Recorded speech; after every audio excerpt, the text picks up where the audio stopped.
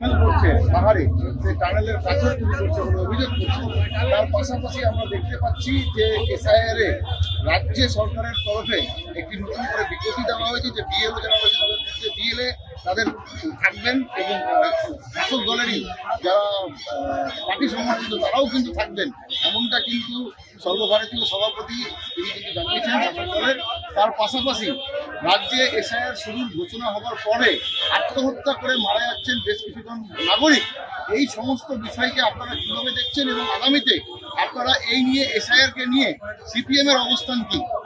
গত 1-1.5 মাস ধরে আমরা প্রস্তুতি নিয়েছি, আইনি পরামর্শ নিয়েছি, আমাদের কর্মী বাহিনীকে জড়ো করেছি প্রত্যেকটা বুথে যাতে ভোট অধিকার রক্ষা করার জন্য আমাদের বাহিনীটাকে, তারপর যেমন রেড ভলেন্টিয়ার ছিল সেরকম ইতিমধ্যেই 4 তারিখ থেকে শুরু হবে, 30 তারিখ থেকে আমরা এই প্রস্তুতি গ্রহণ করে নিয়েছি। পরে অনেকে জেগেছে, কারণ ভোটার লিস্ট আমরা চাই যারা মৃত আছে সেই নাম বাদ যাক। বারবার আমরা বলি, কিন্তু ইলেকশন কমিশন করে না, বিজেপি এবং তৃণমূল এটা দিয়ে লাভ করে, কারণ তারা মরা মানুষের ভোট দিয়ে দেয়।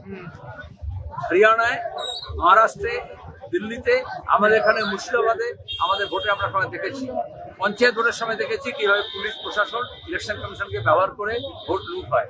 এখন বিজেপি একই কাজে কেন্দ্রীয় নির্বাচন কমিশনকে ব্যবহার করছে। দুই শাসক দল নিজের তরফে যাতে ভোটার লিস্ট হয় সে ব্যবস্থা করছে, আর সাধারণ মানুষকে ব্যতিব্যস্ত করছে।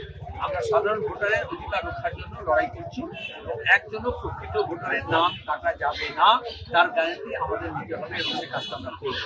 2, মৃত মানুষদের যাতে নাম না থাকে, সেটা ইলেকশন কমিশন অপরাধ তারা করেনি, আমরা উদাহরণ দিয়েছি, সব দেখিয়ে দিয়েছি, সে যাতে বাদ যায়।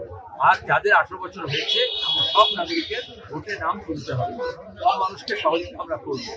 আর অন্যদিকে এই বিজেপি আর তৃণমূল তামাশা করছে। কদিন আগে পর্যন্ত বলেছে আমরা এসআইআর চাই করতে দেবো না, এখন বলছে মাস্টার স্ট্রোক করেছি, এসআইআর কিভাবে তার জন্য ব্যবস্থা করবো। এটা হচ্ছে দোগলা নীতি, তৃণমূলের দোগলা নীতি।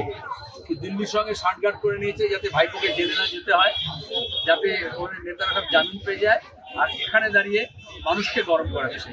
এটাকে, এই এসআইআরকে কেন্দ্র করে হিন্দু মুসলমান পূব পশ্চিম এই ভাগ করা যাবে না। ভাগাভাগি রাজনীতির বিরুদ্ধে বামপন্থীরা লড়ছে এবং এসআইআরও ভাগাভাগি ভিত্তিতে হবে না, সংবিধান মেনে আইন মেনে করতে হবে।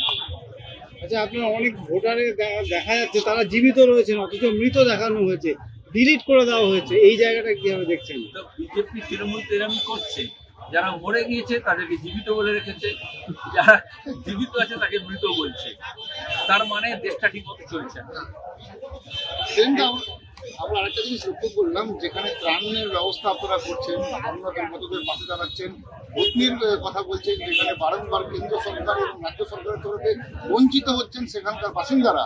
অর্থাৎ কেন্দ্র প্রকল্পে যেখানে বাঁধ নির্মাণ করার কথা, সেখানে কেন্দ্র সরকার নাকি রাজ্য সরকারকে আর্থিক সহায়তা করছে না এবং রাজ্য সরকারের কাজে বাধাদান করছে বলে রাজ্য শাসক দলের নেতারা বলছেন। এবং সেই ভোগান্তিটা কিন্তু সেখানকার বাসিন্দাদেরকে পোহাতে হচ্ছে, কারণ নদীর তীরে বাস, তারা কিন্তু বন্যার আশঙ্কা কিন্তু সারা জীবন থেকে যাচ্ছে।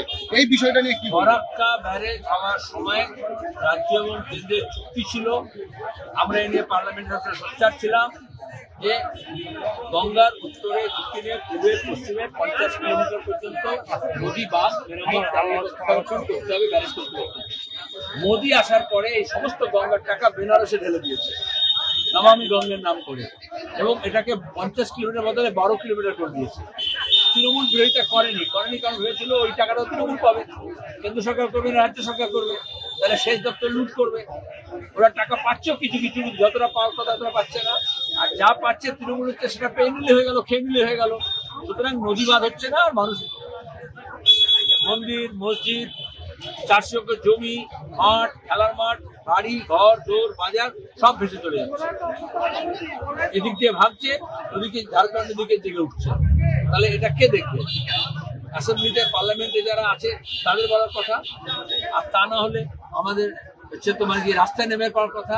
তাহলে বামপন্থীরা রাস্তায় নেমে আছে, মানুষের সঙ্গে আছে, দুর্গত মানুষের পাশে যেমন আছে, সেরকম আমরা ফরাক্কায় গেছি, ব্যারেজ কর্তৃপক্ষের কাছে গেছি, সেখানে গিয়ে চাপ দিয়েছি, তারপর আমরা দিল্লি যাবো, যে এটা মেরামতের দায়িত্ব কেন্দ্র।